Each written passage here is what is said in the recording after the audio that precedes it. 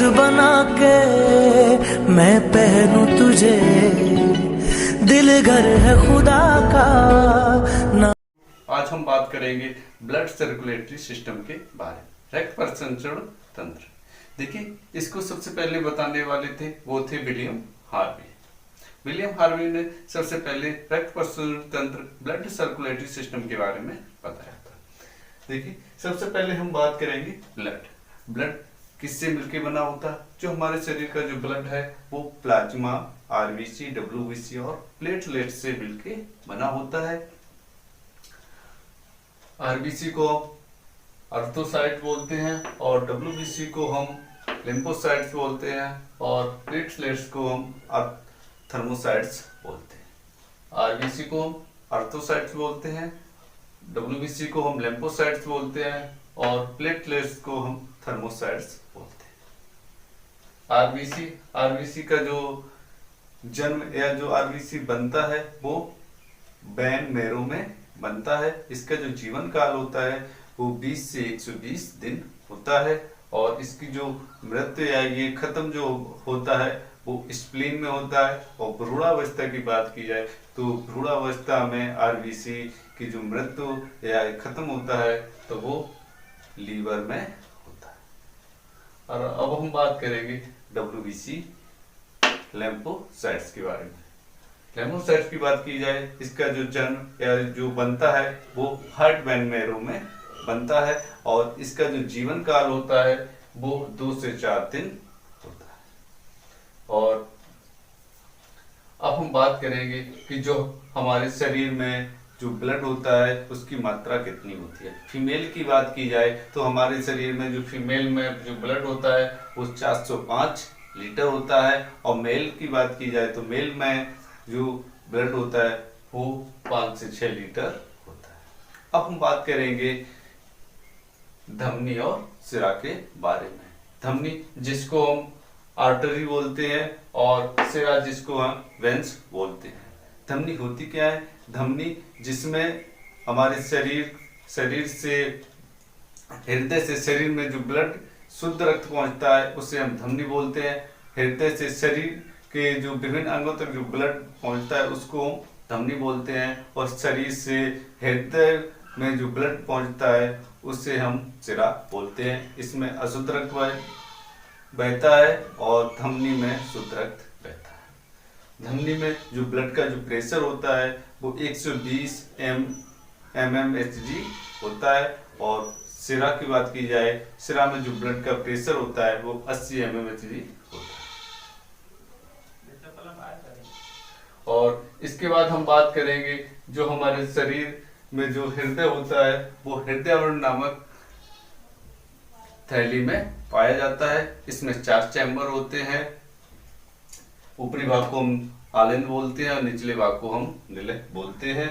और हमारे शरीर में जो लंग्स या फेफड़े होते हैं इसका जो कार्य होता है वो अशुद्ध रक्त को शुद्ध करना होता है, क्योंकि जो हमारे शरीर में जो ऑक्सीजन हम ग्रहण करते हैं वो फेफड़ों के जो पहुंचती है और फेफड़े में जाके या ब्लड के संपर्क में आती है। यहाँ से जो हमारा ब्लड है उसमें ऑक्सीजन की मात्रा बढ़ जाती है और हमारा ब्लड होता है वो शुद्ध हो जाता है। और हार्ट की बात की जाए तो हार्ट या हृदय का कार्य होता है कि जो हमारे ब्लड होता है, जो ब्लड को शरीर के विभिन्न अंगों तक पहुंचाना होता है। और जो हृदय होता है वो 1 मिनट में 72 बार धड़कता है और इसमें जो 2 धड़कनों के बीच जो अंतर होता है वो 0.8 सेकेंड होता है। अब हम बात करेंगे कि जो हमारे शरीर में शुद्ध रक्त बनता कैसे है और अशुद्ध रक्त कैसे बनता है। हम जान लेंगे कि जो शुद्ध रक्त होता है क्या है। शुद्ध रक्त का मतलब ये नहीं होता है कि वो बिल्कुल साफ सुथरा हो। शुद्ध रक्त का मतलब ये होता है कि उसमें ऑक्सीजन की मात्रा अधिक होती है और कार्बन डाइऑक्साइड गैस की मात्रा कम होती है। और अशुद्ध रक्त की बात की जाए तो अशुद्ध रक्त का मतलब ये होता है कि उसमें कार्बन डाइऑक्साइड की मात्रा अधिक होती है और ऑक्सीजन की मात्रा कम होती है। देखिए, अब अशुद्ध रक्त बनता कैसे है। सबसे पहले हम बात करेंगे कि जो हमारे शरीर में जो धमनियां होती हैं उसमें शुद्ध रक्त बहता है और सिराए में अशुद्ध रक्त बहता है।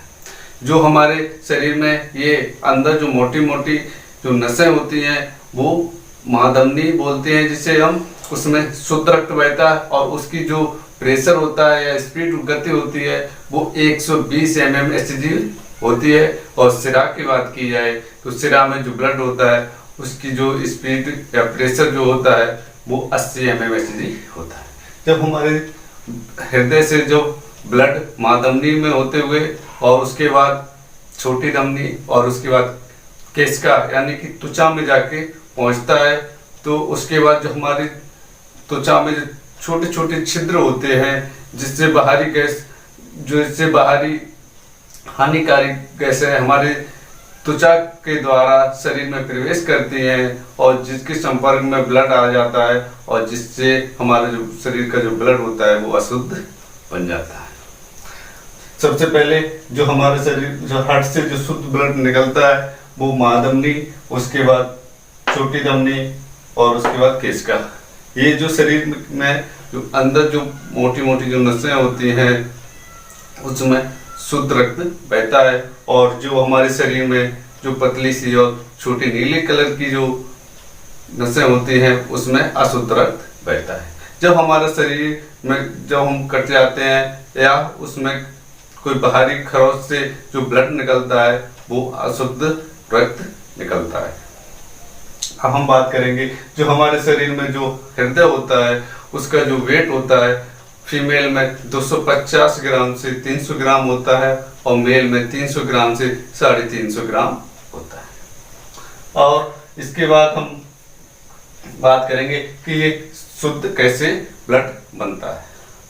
जब हमारे हृदय से जो ब्लड है वो जब फेफड़े में पहुंचता है वो पल्मोनरी धमनी के द्वारा पहुंचता है और पल्मोनरी धमनी जिसमें हृदय से फेफड़े तक जो ब्लड पहुंचता है उसको हम पल्मोनरी धमनी बोलते हैं, जिसमें कार्बन डाइऑक्साइड की मात्रा अधिक होती है। और जैसे ही ये हमारे हृदय से फेफड़े में जब प्रवेश करता है तो फेफड़े में जो हमारे जब हम सांस लेते हैं तो ऑक्सीजन हमारे फेफड़े में प्रवेश करता है और उसी से ब्लड के संपर्क में आ जाता है। तो फेफड़े से द्वारा जब ये ब्लड को हमारी ऑक्सीजन की मात्रा मिल जाती है तो यहाँ से हमारा जो ब्लड है वो शुद्ध रक्त बन जाता है और सीधे हमारे हार्ट में पल्मोनरी सिरा के माध्यम से पहुंच जाता है। तो इस तरीके से ब्लड हमारा शुद्ध बन जाता है। तो इसी को हम पल्मोनरी सिरा बोलते हैं।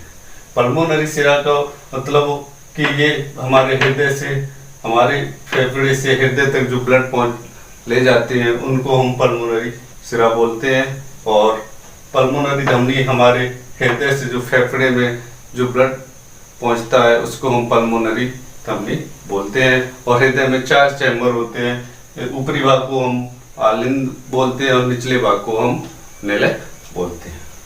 तावीज़ बना के मैं पहनूं तुझे, दिल घर है खुदा का ना छोड़ इसे। तावीज़